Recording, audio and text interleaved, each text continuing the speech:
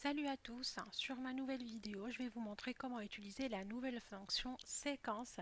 Donc c'est une fonction qui vous permet d'afficher ou de renvoyer une série de valeurs selon certains critères. Donc, par exemple, ou avant de passer à un exercice concret, c'est-à-dire pour vous expliquer réellement en quoi on peut l'utiliser ou dans quel cas on peut l'utiliser, donc je vais juste vous donner un petit exemple tout simple. Donc là j'aurai besoin de créer une série de valeurs, d'accord, sur, sur 6 colonnes et 6 lignes. Donc je me positionne bien sûr dans ma cellule de départ et je vais utiliser la fonction séquence. Donc directement je vais mentionner le nombre de lignes, le nombre de colonnes que je veux créer. Donc je veux créer 6 lignes et 6 colonnes. Le début, donc là je peux tout simplement définir par quelle valeur je vais commencer, d'accord? Donc c'est à vous de choisir selon l'exemple. De mon côté, je vais commencer par 10 et puis je vais lui demander d'aller, comment dirais-je, d'incrémenter une suite logique, c'est-à-dire en décalant d'un seul chiffre, donc 10 plus 1, etc. Donc vous avez la possibilité de choisir, bien sûr, de décaler de deux chiffres, de trois chiffres, de quatre, bon, selon vos besoins. Donc voilà, je vais me décaler d'un seul chiffre et je valide. Voilà. Donc sinon, comment je peux l'utiliser autrement ou d'une manière pratique, c'est ce que je vais vous montrer sur notre deuxième exercice. Donc on va voir comment créer un calendrier en utilisant la fonction séquence. Et on va le faire tout de suite. Voilà, donc avec notre exercice, on doit créer un calendrier pour l'année 2010 et on veut bien sûr un calendrier dynamique. Si je change l'année, ça va automatiquement mettre à jour tout mon calendrier. Alors pour faire ça, on va créer une longue formule, mais pour la facilité au départ, on va la décortiquer un petit peu.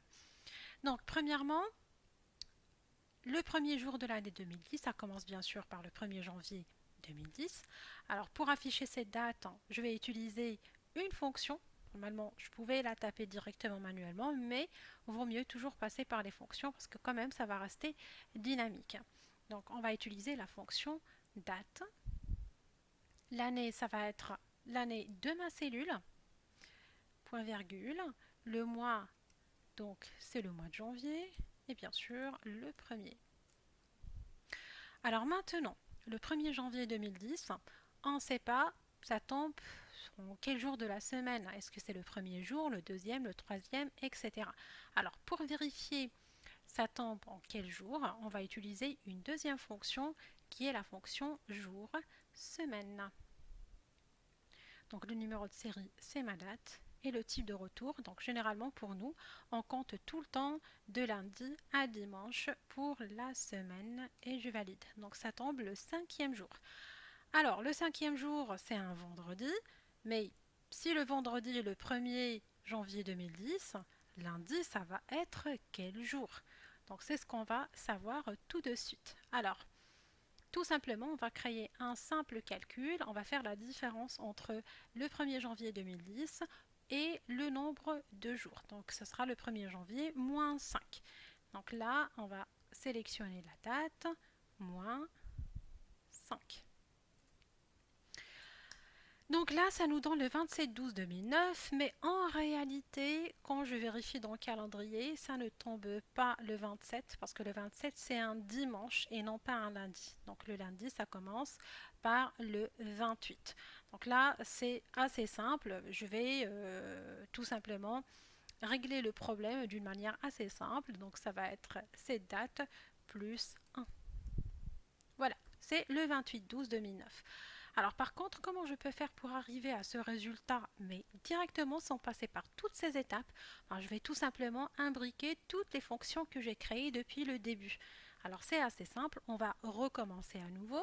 Donc je vais utiliser ma fonction date, l'année 2010, voilà le 1er janvier, moins la deuxième fonction jour-semaine, le numéro de série. Alors juste avant, j'ai sélectionné la date que j'ai déjà créée avec la fonction date. Donc là, je vais faire pareil. Je vais recréer ma fonction date où je peux tout simplement copier cette formule. Voilà, et la coller à la fin. Donc, point virgule. Alors, voilà, point virgule, le type de retour, c'est de lundi à dimanche. Et là, je ferme ma parenthèse et je n'oublie pas de rajouter plus 1. Voilà, c'est ma formule. Alors maintenant, on sait parfaitement que lundi, ça commence par le 28-12-2009. Je passe directement à la création de mon calendrier. Alors pour créer ce calendrier, je vais me baser sur la fonction séquence. D'accord? Donc, je vais tout simplement sélectionner ma formule, la copier et à l'intérieur de cette cellule, je colle et avant je rajoute, ou tout début, je rajoute la fonction séquence. Donc le nombre de lignes, pour l'année, normalement, il faut vérifier le nombre de semaines et généralement c'est 53 semaines. Donc ce sera 53 lignes pour toute l'année. Et pour le nombre de colonnes, ça va être le nombre de jours de la semaine qui est 7. Le début, donc ça va être la date qui est le 28-12-2009.